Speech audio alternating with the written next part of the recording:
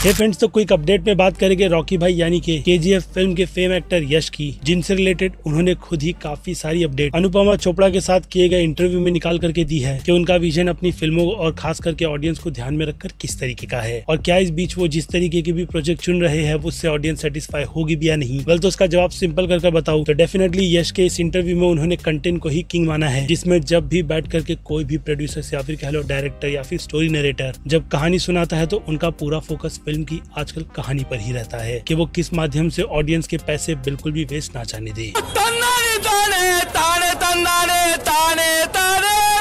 और फिर वो कहते हैं ना कि कभी कभी तो एक ऐसा कैरेक्टर भी होता है जिसके चलते वो ना चाहते हुए फिल्म पर साइन कर लेते हैं, लेकिन फिर भी देखा जाए तो KGF 2 फिल्म की काफी वो कहते हैं ना कि अच्छी खासी सक्सेस के बाद भी उन्होंने फिल्म करने में जितना ज्यादा टाइम लगाया है उससे तो टॉक्सिक जैसी फिल्म से उम्मीदें ऑब्वियसली हिसाब से बहुत ज्यादा भी बढ़ जाती है, जिस फिल्म के नाम के आगे एक tagline of fairy tales to a young man भी डाली गई है, जो आइडिया उन्होंने इस इंटरव्यू में कंफर्म कर बताया कि उनका खुद का है। रीजन की बात यही है कि बच्चों के लिए तो फेरी टेल बहुत सारी है, लेकिन बड़ों के लिए कहानी इस फिल्म में उन्हें बहुत ही अच्छी तरीके से देखने मिलेगी और काफी तगड़ा सा लेसन भी। बाकी फीमेल कास्ट पर लेकर के उनसे बहुत बार कंफर्मेशन मांगने की कोशिश की गई, लेकिन यश ने अनफॉर्चुनेट उस पर सिर्फ जो रूमर के तौर पर नाम निकल कर आया है उसी पर थोड़ी बहुत हामी भरी है, जैसे कि नयनतारा, कियारा आडवाणी, यही सारे वगैरह वगैरह जो चाहते हैं कि फिल्म के मेकर्स ऑफिशियली कंफर्म करे तो ज्यादा बेटर रहेगा। लेकिन हाँ, एक बात तो श्योर है कि इस फिल्म में आपको काफी सारी फीमेल लीड एक्ट्रेस भी देखने मिलेगी, जिन्होंने बेसिकली इस फिल्म की बागडोर अपने हाथों में भी संभाल रखी है। ऊपर से फिल्म की राइटर और डायरेक्टर भी फीमेल है, जिन सब पर पहले ही मैं आपको डिटेल प्रोवाइड कर चुका हूँ। लेकिन उससे हटकर एक अनफॉर्चुनेट अपडेट की बात करें तो इस फिल्म की जो अप्रैल की रिलीज डेट की नेक्स्ट ईयर की बात की जा रही थी, उस पर अब पूरी तरीके से ऑफिशियल अपडेट खुद यश ने देते हुए ये बात कंफर्म कर दी है कि टॉक्सिक फिल्म अनफॉर्चुनेट अपनी कमेंट की गई रिलीज डेट पर नहीं आ रही,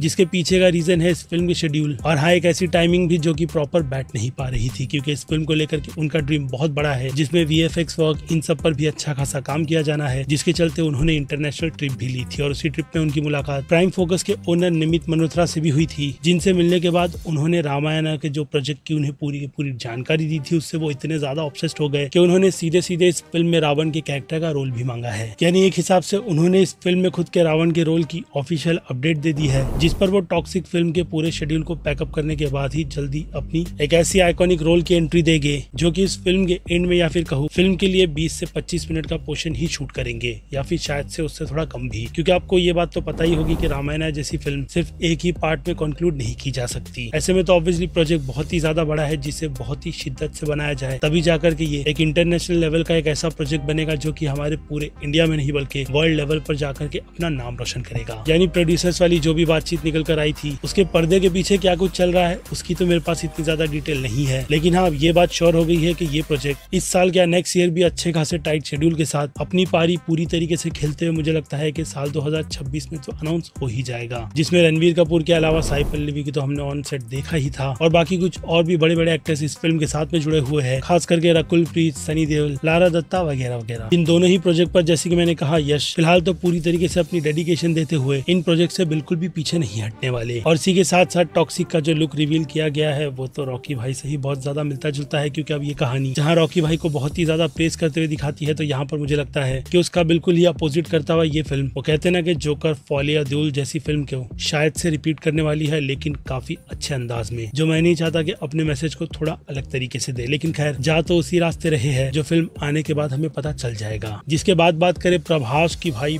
pan India level star Prabhas की सलार फिल्म के कनेक्शन की, तो उस पर भी यश ने कंफर्मेशन देते हुए ये बात कंफर्म कर दी है कि नहीं, सलार का कोई भी लेना देना KGF के यूनिवर्स से नहीं है, इसलिए अब जो भी थियरी बना रहे हो उसे उठा करके कचरे के डब्बे में फेंको, बात बिल्कुल बेटर रहेगी।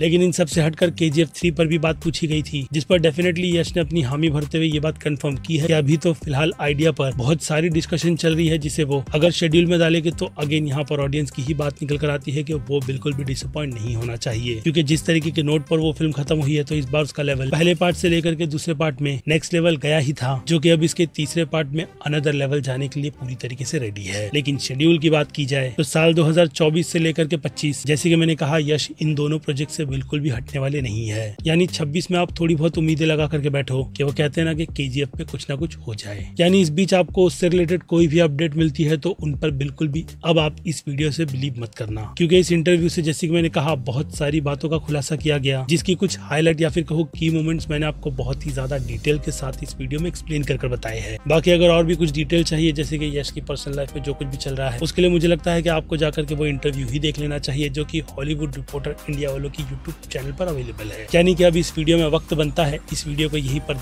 एंड करने का। बाकी मैं हूं Aziz, movie stock show channel like share subscribe भूलना मत भूलूंगा। जल्दी दूसरी किसी वीडियो में, टिल देन